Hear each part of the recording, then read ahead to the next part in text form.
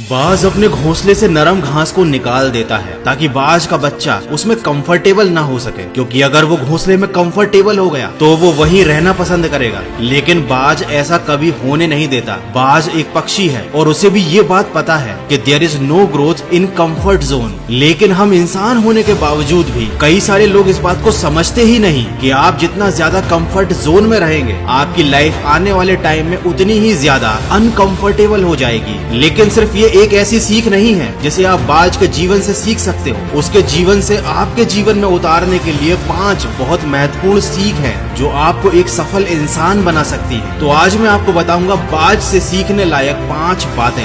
बाज हमेशा अकेला उड़ता है और बाकी पंछियों के मुकाबले सबसे ऊंचाई पर उड़ता है। वो या तो हमेशा अकेला उड़ेगा, कभी किसी चिड़िया या छोटे पंछियों के साथ नहीं उड़ेगा, या हमेशा दूसरे बाज के साथ उड़ान भरेगा। इससे हमें भेदभाव करने की सीख नहीं मिलती, बल्कि हमें ये सीखने को मिलता है कि हमेशा छोटी सोच वालों से दूरी बनाकर रखना चाहिए। बाज का विजन बहुत ज्यादा क्लियर होता है, बहुत ज्यादा स्ट्रॉन्ग होता है। वो अपने शिकार को 5 किलोमीटर दूर से ही देख सकता है और जब उसे एक बार अपना लक्ष्य दिख जाता है, उसके बाद रास्ते में चाहे कितनी भी मुश्किलें क्यों न आए, वो अपने लक्ष्य को हासिल करके ही दम लेता है। और इससे हमें ये सीख मिलती है कि अपना विजन क्लियर रखो और उसे हासिल करने में फिर चाहे कितनी भी मुश्किलें क्यों न आए, पीछे बिल्कुल मत हटो। बाज कभी मरे हुए जानवरों को नहीं खाता, वो हमेशा जिंदा शिकार करता है। इससे हमें ये सीखने को मिलता है कि जो हमारा पास्ट है वो मर चुका है। अपने पास्ट की पुरानी यादों को जो तुम्हें हमेशा तंग करती हैं, उन्हें वहीं रहने दो जहां उनकी जगह है। और तुम्हारे पास्ट की जगह है तुम्हारे पास्ट में, उसे वर्तमान में बिल्कुल भी जगह मत दो।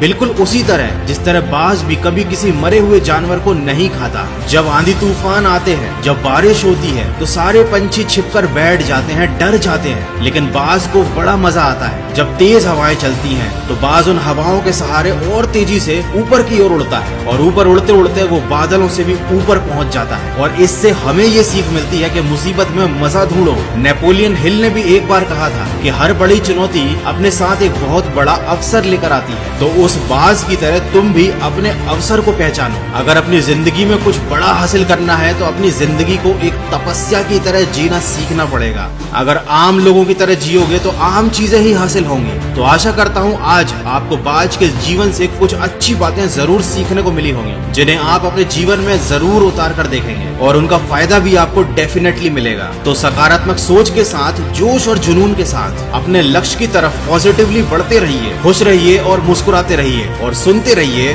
मन की आवाज।